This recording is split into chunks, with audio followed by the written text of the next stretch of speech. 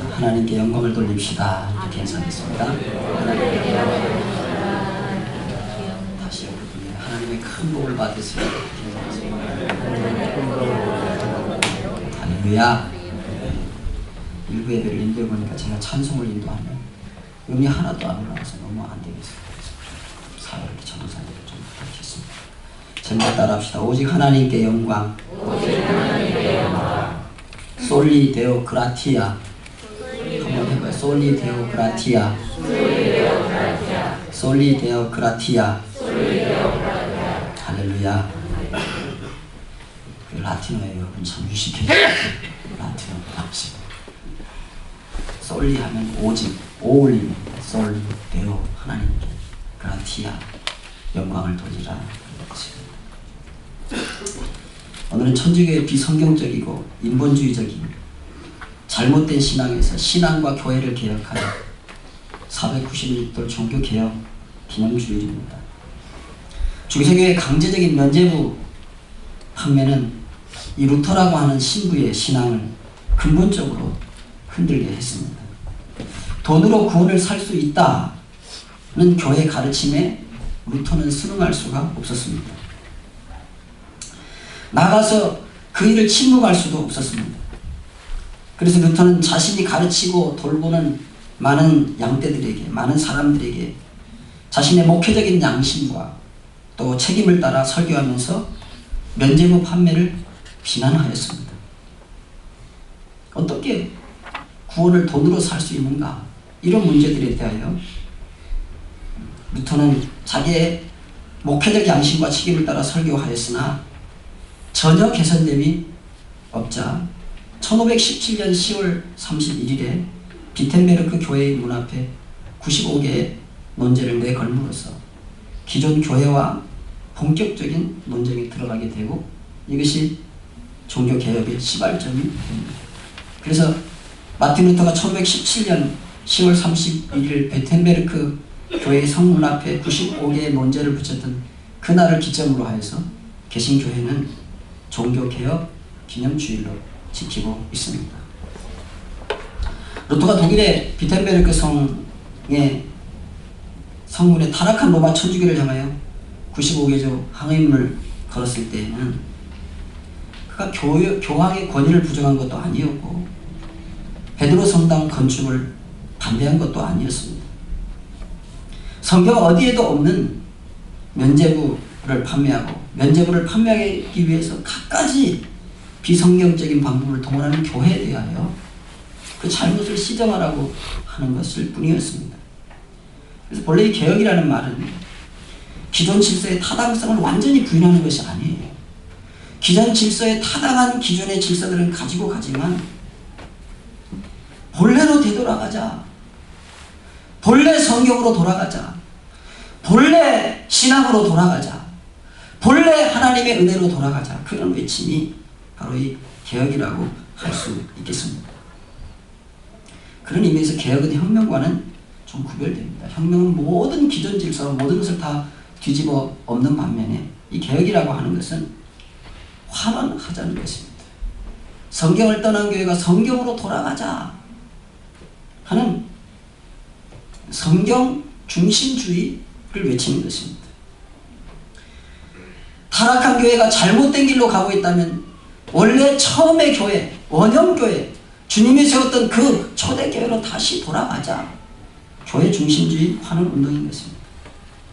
우리의 신앙이 잘못된 길로 가고 있다면 사도적인 그 신앙, 예수 그리스도와 함께 잠자고 함께 먹고 그때 예수 그리스도의 부활을 증거했던 그 복음의 그 첫 뿌리였던 사도의 신앙을 다시 회복하자, 다시 돌아가자 하는 운동이 바로 이 개혁운동입니다. 예수 그리스도의 십자가로 돌아가자고 하는 운동이 바로 개혁운동입니다.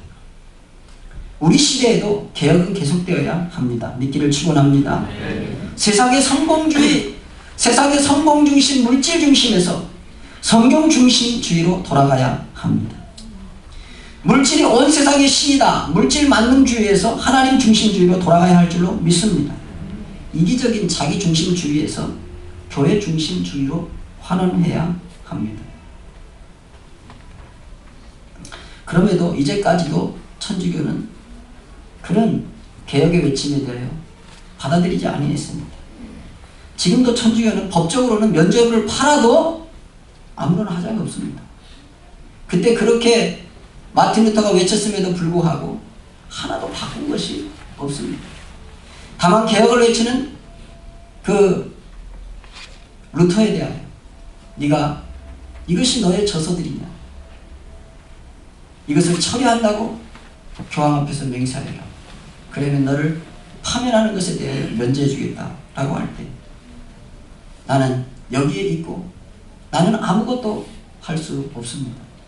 주여 내가 여기 있습니다. 나를 도와주소서 라는 말로 그 일을 처리할 수도 없고 성경적인 자기의 신앙을 돌이킬 수도 없고 성경 중심, 하나님 중심, 교회 중심이라고 하는 이 바른 개혁의 외침을 다시 거두어들일 수 없다고 그렇게 고백하였습니다.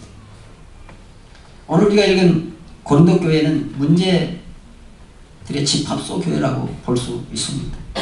정말 현대 교회가 가진 모든 문제들을 안고 있는 교회라고 해도 과언이 아닌 교회가 오늘 성경 본문에 나오는 고린도 교회입니다. 아마 이 고린도 교회가 없었다면 오늘날 목사님들이 목회를 할 때 많은 어려움이 있었을 거예요. 교회에 발생하는 여러 가지 문제들이 어떤 문제가 있고 그 문제들을 어떻게 해결할 수 있는지에 대한 해답을 아마 못 얻었을 거예요. 그런데 고린도 교회가 있음으로 인해서 많은 문제를 어떻게 해결할지를 그 성경적인 답을 얻고 있습니다. 이 고린도서 1장에서 4장까지 타락과 분쟁의 문제를 다루었습니다. 5장에서 6장은 성도덕의 문제를 다루었고 7장은 이혼과 독신의 문제에 대해서, 또 8장에서 10장은 우상에게 바쳐진 재물의 문제에 대한, 또 11장에서 14장은 예배 생활의 무질서의 문제들, 그리고 15장은 부활의 문제들에 대한 바울의 책망과 권면들로 가득 차 있습니다. 근데 이 시대는 너무도 다양한 시대입니다. 너무도 다양한 요구, 다양한 컬러, 다양한 성격, 다양한 삶의 터전을 가지고 사는 시대가 이 시대입니다. 그래서 우리는 성경이 직접 말하지 아니하는 수많은 문제들을 세상에서 만납니다. 세상에서 직면해 있습니다. 성경이 직접 말하지 아니하는 사소한 문제들을 우리는 아디아폴라의 문제다 그렇게 말을 합니다. 아디아폴라 문제 기억하시기 바랍니다. 아디아폴라의 문제다. 성경이 직접 말하지 않습니다. 그 문제들을 우리가 어떻게 해결해 갈 것이냐 할 때 오늘 본문은 이 문제들의 해답이 가장 중요한 답변이라고 할 수 있을 것입니다. 그 외적인 모양이 어떠하든지 그것이 성경에 기록됐든지 아니 기록되었든지 그것이 하나님의 영광이라고 하는 바른 목적을 향하고 있다면, 하나님의 영광이라고 하는 바른 목적을 가지고 있다면 그것이 옳은 것이다. 그러나 만약에 너희들이 부딪히는 그 문제를 두고 곰곰이 깊이 하나님 앞에 기도하고 묵상할 때 그것이 하나님의 영광과 배치된 것이라면 그 방향을 돌이키라고 그렇게 말하고 있는 것입니다. 여러분, 하나님의 영광을 위하여 살기를 주님의 이름으로 축원합니다. 하나님의 영광이라는 인생 목표를 향해 여러분의 나침판을 맞추시기를 주님의 이름으로 축원합니다. 여러분의 인생의 방향이 하나님의 영광이라고 하는 방향을 향하여 걸어가기를 주님의 이름으로 축원합니다. 이는 종교 개혁자들의 모토이고 또 고이기도 합니다. 솔리 데오 그라티아, 솔리 데오 글로리아라고 하는 이 종교 개혁자들의 구호이고 모토이기도 합니다. 종교개혁의 구호가 있다면 오직 성경, 오직 믿음, 오직 은혜, 오직 하나님께 영광. 한번 따라합시다. 오직 성경, 오직 믿음, 오직 은혜, 오직 하나님께 영광. 할렐루야. 한국교회는 심각한 이 질병들에서 개혁되어야 합니다. 한국교회가 심각한 병에서 개혁되는 첫 번째가 있던 것은 자유주의 신학에서의 치유입니다. 자유주의 신학은 성경과 하나님의 권위를 격화시키고 인간의 이성의 권위를 최고로 내세우는 신학입니다. 신학을 윤리학으로 격화시켰던 신학운동이 바로 자유주의 신학입니다. 이 신학은 사신신학, 아니 하나님이 없는 것처럼 그런 신학을 하고 살신신학, 때로는 하나님 자체를 하나님의 능력이나 하나님의 권능과 그런 것들을 다 배제하는 살신신학이요 혁명신학이요, 해방신학입니다. 민중들을 일깨우고 민중들을 아픔에서 보듬어두고 그런 것이 주 신학의 목표이고, 왜 하나님께서 이런 사람들을 이렇게 두시나 하고 하나님에 대하여 오히려 원망하고 오히려 그 하나님 살아있지 않고 이 민중을 이렇게 힘들게 하는 하나님은 존재하지 않는다고 전파하는 것이 자유주의 신학입니다. 하나님뿐만 아니라 다른 종교에도 구원이 있다. 예수 한 분 외에는 다른 길이 없다고 했는데, 오직 나만이 그 길이요 그 길 진리요 그 생명이라고 했는데, 다른 종교에도 구원이 있다고 하는 종교다원주의, 그리고 뉴에이지 운동, 이런 것들은 다 무신론 신학의 결과들이요 자유주의 신학의 결과입니다. 우리의 주류 교단 가운데 하나인 복음 루터교회가 동성애자들에게 목사 안수를 허용하였습니다. 상당히 주류 교단입니다. 많은 비중을 차지하고 있는 교회가. 아마 496년 전에 그 루터 복음주의 교회의 이 결정을 들었다면 무덤에서 벌떡 일어나 나와서 외칠 것입니다. 오직 성경으로 돌아가라고 말입니다. 동성애자가 결혼하는 것도 교회가 안 된다, 비성경적이라고 외쳐야 할 텐데, 그 동성으로 결혼한 이에게 목사 안수를 허용하는 이런 기가 막힌 일이 지금 미국의 주류교단에서 자유주의 신학을 등에 업고 이루어지고 있는 현실입니다. 이런 운동은 한국에도 여지없이 지금 들어와 있습니다. 10월 31일부터 시작되고 있는 부산의 백스코에서 열리는 WCC 세계 종교회의라고 하는 이 이상한 모임은 모든 종교에 다 구원이 있다, 이렇게 봅니다. 이 운동을 주축으로 하고 있는 KNCC라고 하는 단체가 있습니다. 한국 기독교 협의회라고 하는, 이른바 자유주의 신학계에서 한국을 대표하는 그런 이 단체에서는 생명의 강 살리기 종교 여성 공동 기도문이라는 것을 홈페이지에 올려놓고 그들이 사용했었는데, 이 기도문은 기독교, 천주교, 불교, 원불교 여성들이 생명을 살리는 운동 차원에서 함께 모였고, 기독교 쪽에서 그 기도문을 발표하였습니다. 이 기도문은 놀랍게도 하늘에 계신 하느님, 부처님, 성모 마리아님, 소태산 대종사님에게 드려지고 마지막에는 남이압을 탑을 아멘, 이렇게 기도를 마치고 있습니다. 이 기도문의 작성자는 기독교의 여자 목사이고 기독교 학교인 숭실대학교 기독학과 겸임교수로 소개되고 있습니다. 그 기도문을 보면, 오 하느님 부처님, 종교는 달라도 진리의 뿌리는 하나, 만물이 한 배에서 나와 한 사랑을 먹고 사는 식구요 생구인 것을 믿습니다. 하늘에 계신 하느님 부처님 성모 마리아님과 소태산 대종사님의 마음이 연하여 오늘 사계종단의 종교 여성이 일심으로 간구합니다. 부디 이 땅에서 죽음의 구판 대신에 신명나는 살림의 구판이 벌어지도록 인도해 주십시오. 죽음의 구판 대신 살림의 구판이 벌어지도록 인도해 주십시오. 이것이 기독교 목사의 기도문입니다. 이게 자유주의 신학의 결과들인 것입니다.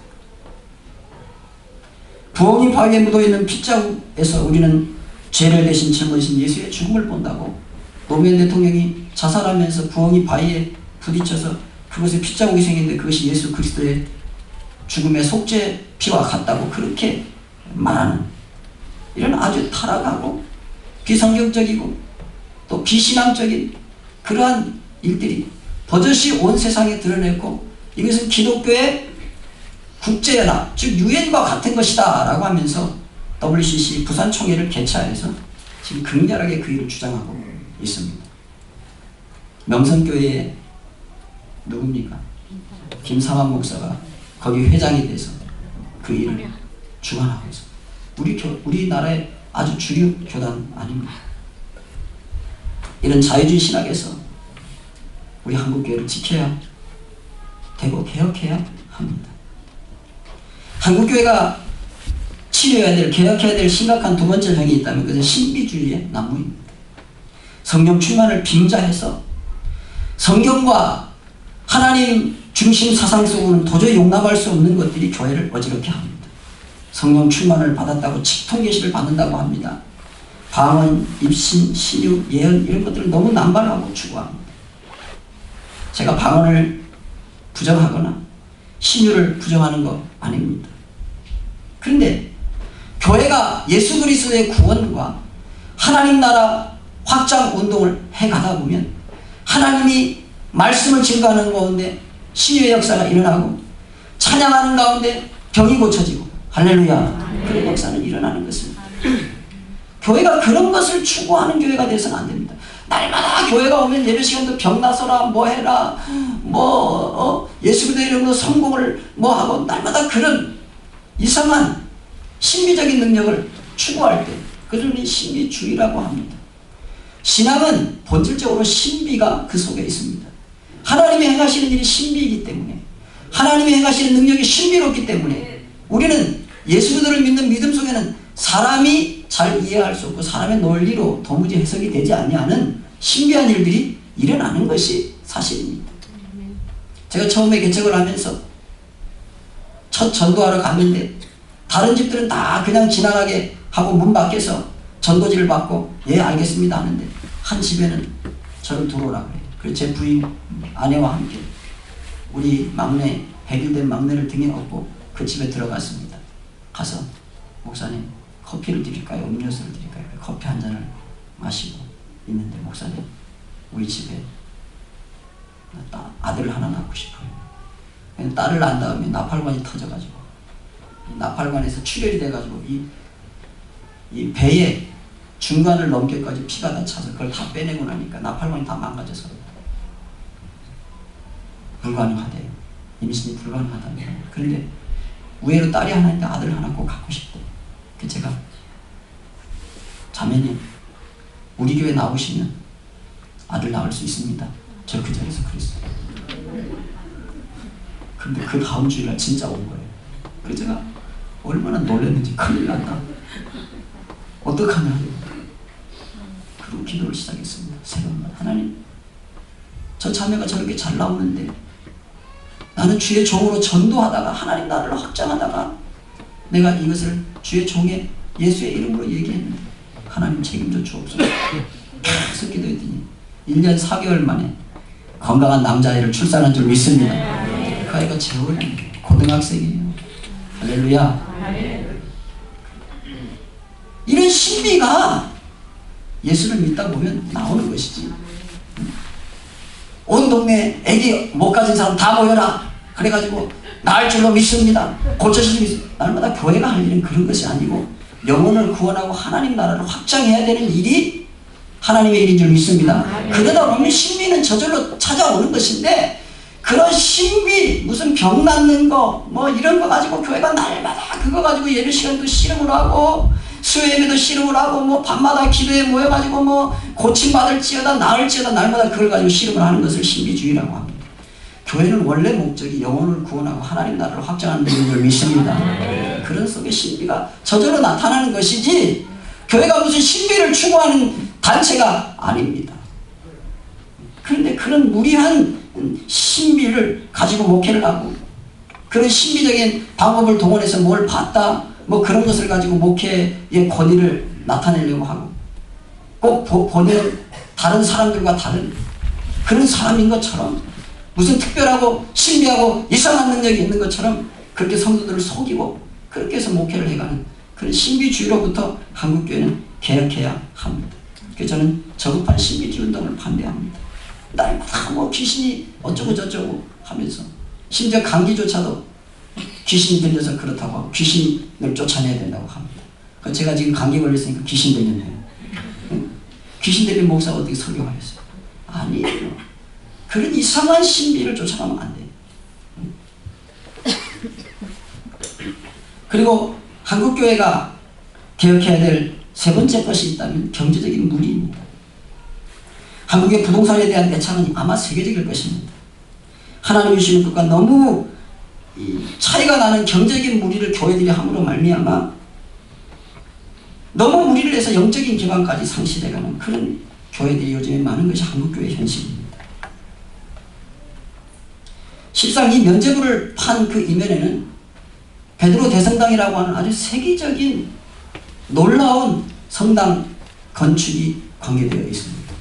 그 베드로 대성당이 너무 어마어마하게 그 규모가 컸기 때문에 도무지 그 시대에 평범한 헌금을 가지고는 감당할 수가 없었기 때문에 이들은 면제부 판매라고 하는 이상한 방법을 동원했고 비성경적인 방법을 동원해서 그걸 세우려고 하다 보니 이상한 방법이 나오고 그러면서 이상한 교리로 흘러가게 된 것입니다. 한국교회에 좋은 신학교를 나와서 좋은 인격을 가지고 훌륭한 목회를 충분히 할 수 있는 여러 목사님들이 너무 무리한 교회 건축과 또 너무 무리한 경제 운영으로 인하여서 목회 기반조차 다 잃어버리는 그런 어려운 일들이 계속되고 있습니다. 경제적인 무리를 하지 않는다 이 말 속에는 또 무리한 헌금을 강요하는 것을 지양한다 그런 의미도 같이 포함되어 있다고 할 수 있습니다. 그러나 요즘은 재테크와 노후 준비 등 물질 만능이 자리를 잡고 물질에 대한 계산이 아주 복잡한 시대입니다. 그래서 하나님보다 물질을 더 사랑하는 그런 물질을 섬기는 현상이 세상뿐만 아니라 교회에도 침투해 있습니다. 그래서 여러분 헌금이 너무 적고 그렇기 때문에 기본 의무 헌금도 물질에 끌려가서 잘 하지 않기 때문에 한국교회가 어려움을 만나고 있습니다. 여러분 하나님의 말씀이 명하는 헌금을 적정하게 하는 축복이 있기를 주님의 이름으로 축원합니다. 11조와 감사는 하나님의 것입니다. 모든 말 하나님이 주셨는데 그 가운데 10분의 1을 하나님이 구별하여 드리라고 하는 것을 바치지 않습니다. 헌금은 헌신입니다. 헌신이라고 하는 것은 조금 부담이 가는 정도를 말합니다. 전혀 부담이 없는 연보를 하는 것은 그것은 헌금이 아닙니다. 요즘에 그저 주머니에서 1,000원짜리 하나 꺼내서 헌금을 하면서 어우 이 1,000원이나 나가네 이렇게 부담스러워. 그렇습니까? 그렇지 않습니다. 물론 생활 형편에 따라 다 부담되는 액수는 다를 것입니다. 그러나 헌금이라고 하는 것의 의미는 어느 정도 내가 짐을 진 것입니다. 어느 정도 내가 부담스러운 것입니다. 그런 연보를 하나님 앞에 드리면서 신앙생활을 해야 그것이 바른 신앙입니다. 하나님의 바른 말씀과 그 말씀에 따른 바른 헌신으로 결단된 헌금이 하나님이 받으시는 헌금입니다. 11조와 감사는 성도의 의무입니다. 그러므로 11조와 감사를 중심으로 여러 헌금과 또 목회자를 섬기는 일, 교회를 섬기는 일에 쓰이는 예물은 하나님이 받으시는 것이고 이는 사실 하나님 나라 확장에 동참하는 것이고 하나님 나라 확장에 동참하는 것은 영원한 나라를 위하여 씨를 심는 것과 같아서 그 헌금을 통하여 하나님 앞에 심는 것이 자라 나물보다 커서 나무가 되며 공중에 깃들이고 많은 세상에 복음을 증거하는 데 크게 사용되는 줄로 믿습니다. 그러므로 예물을 힘써 하나님 앞에 드려야 합니다. 그래야 자신도 복을 받고 한국교회의 미래가 밝고 은혜로운 것입니다.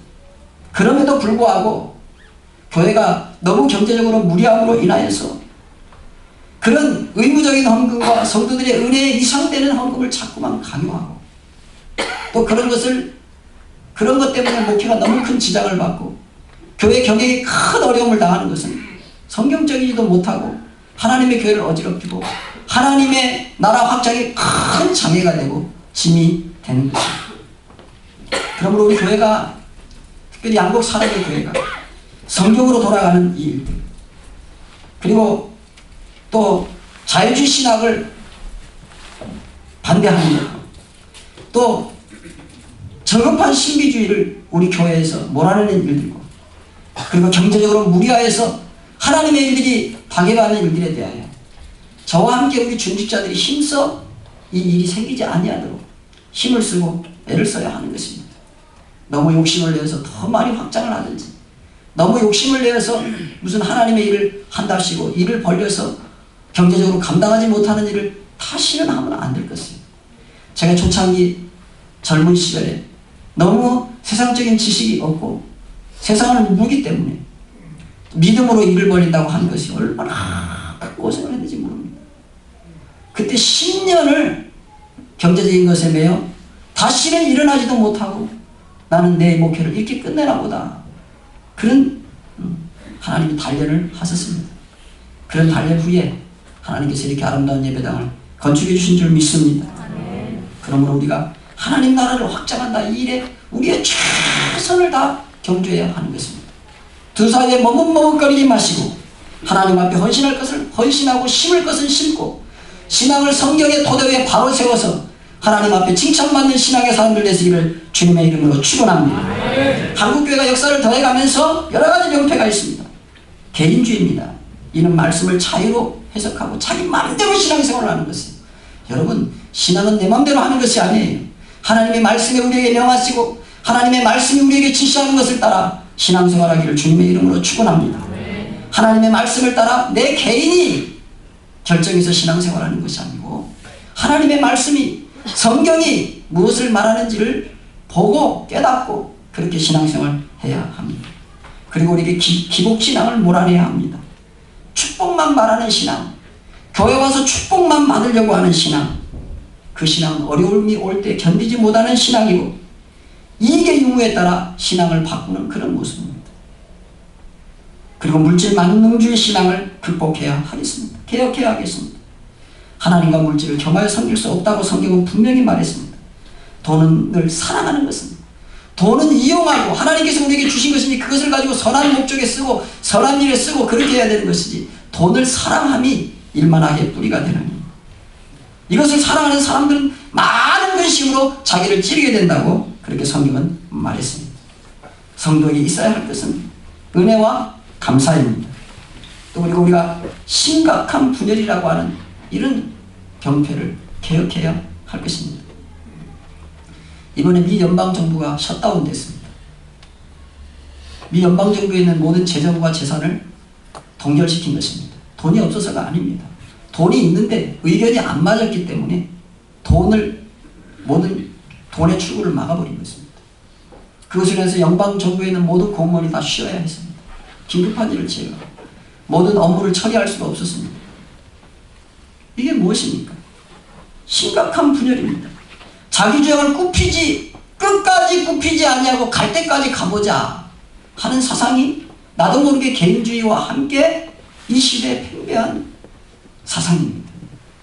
여러분, 하나님의 말씀 속에서 나오는 건전한 신앙은 따라합시다. 양보와 배려와 사랑입니다. 할렐루야. 끝까지 가면 끝까지 자기 고집을 부린다. 우리는 말씀이 가자는 데까지 가고 말씀이 멈추라는 데서 멈추고 말씀이 행하는 대로 따라가야 될 줄로 믿습니다. 말씀은 양보하라고 하고 배려하라고 하고 사랑하라고 합니다. 그러므로 심각한 자기 중심으로 인한 심각한 분열이 양복 사랑에게 있으면 절대로 안 되는 것입니다.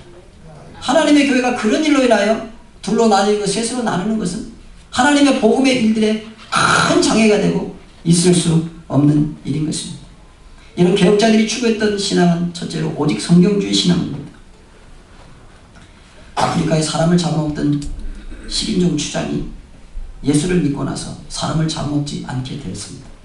그 부족 전체가 이제 사람을 잡아먹지 않는 그런 신앙을 갖게 되었는데, 그렇기 때문에 이제 백인 사업가들이 그 아프리카 부족에 갈 수가 있었습니다. 한 백인 사업가가 사업차 이 부족을 찾아가게 되었는데 그때 추장이 성경을 열심히 읽고 있었습니다. 백인 사업가는 경멸하는 태도로 그 책은 과학이 발달하지 않은 옛날에나 읽는 책입니다. 지금같이 과학이 발달한 시대에 그 책은 불필요한 것입니다. 라고 말했습니다. 그 추장이 백인 사업가를 한참 쳐다보더니 말하기를, 만일 성경이 내 마음속에 들어오지 않았다면 당신은 벌써 내 뱃속에 들어와 있을 것입니다. 세상은 변해도 하나님의 말씀은 변할 수가 없어. 이 말씀이 사람을 잡아먹던 우리를 변하게 했단 말이에요. 라고 간곡하게 그 백인 사업가에게 말을 했을 때 그 백인 사업가는 너무 부끄러워서 얼굴을 숙이고 그 자리를 떠났다고 합니다.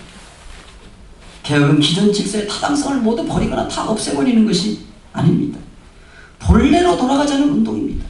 본래의 성경으로 돌아가자는 것입니다. 본래의 교회로 돌아가자는 것입니다. 본래의 신앙으로 돌아가자는 것입니다.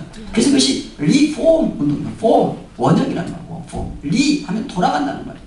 리폼 하는 운동이, 리포메이션, 그것이 종교 개혁인 것입니다. 원래의 믿음으로, 원래의 성경으로, 원래의 하나님 영광으로, 원래 교회 중심주의로 돌아가는 축복이 있기를 주님의 이름으로 축원합니다. 종교개혁 운동은 오직 믿음 운동입니다. 구원은 오직 예수 그리스도와 그 말씀을 믿는 믿음에서 나옵니다.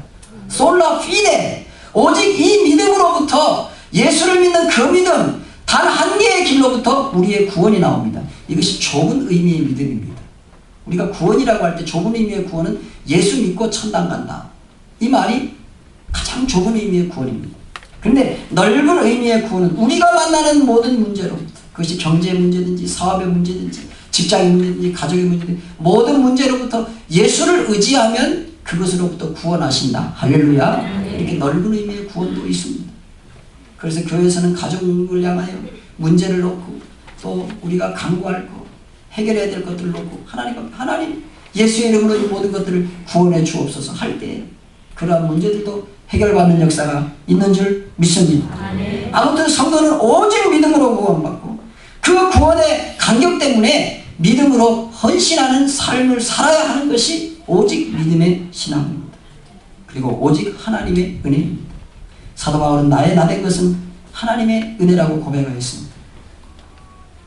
구원이 나의 노력이나 나의 열심으로 된 것이 아니고 하나님이 거저주시는 선물임을 믿는 믿음에서 나온다는 것을 인정하는 것입니다.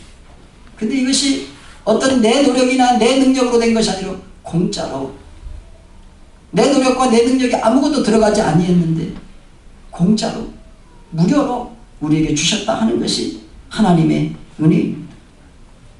여러분, 오늘 양국 사랑의 교회로 인도함을 받았습니다.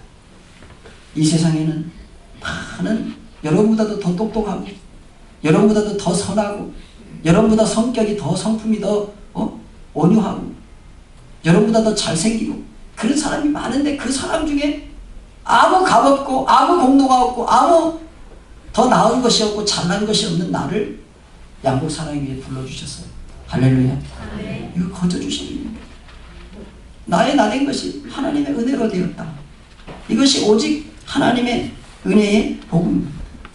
그러므로 우리는 하나님 앞에서 겸손할 수밖에 없고 내가 평생을 갚아도 갚을 수 없는 은혜를 하나님으로부터 입은 자라고 그렇게 고백하면서 살아야 되는 것입니다. 이 모든 것의 결론, 오직은 성경주의, 오직 믿음, 오직 하나님의 은혜라고 하는 이 모든 것의 결론은 따라합시다. 오직 하나님의 영광을 위하여. 오직 하나님의 영광이라는 속에 그 모든 것이 다 들어있습니다. 왜 성경으로 돌아가야 됩니까? 왜 교회 중심으로 돌아가야 됩니까? 왜 말씀 중심으로 돌아가야 됩니까? 오직 하나님의 영광을 위하여 그렇게 해야 하는 것입니다. 장로교 기본 신조인 웨스트민스터 신앙고백서와 대소리문답 1문 1조에 보면 사람의 인생의 제일 되는 목적이 무엇이냐? 하나님을 영화롭게 하고 오직 그분을 즐거워하는 것이 사람의 사람된 목적이고 인생의 인생된 목적이라고 분명하게 밝히고 있습니다. 오직 하나님의 영광을 위하여 이 한마디는 인생의 모든 일과 모든 인생의 생각과 행동의 방향이고 나침판입니다.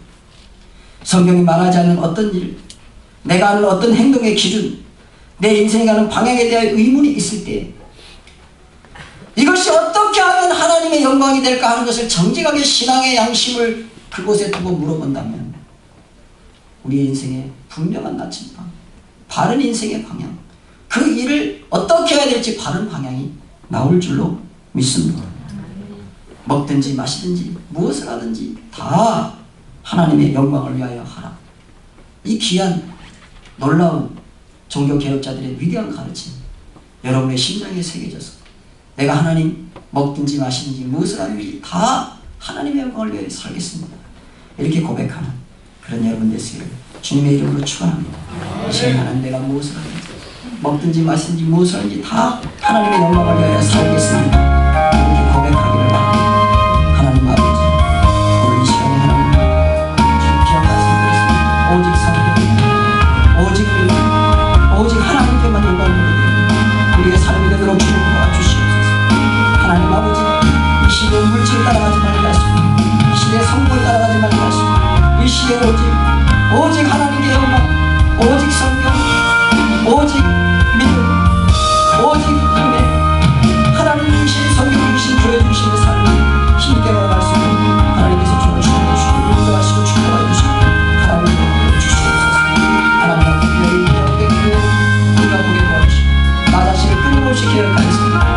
마음에 합니다.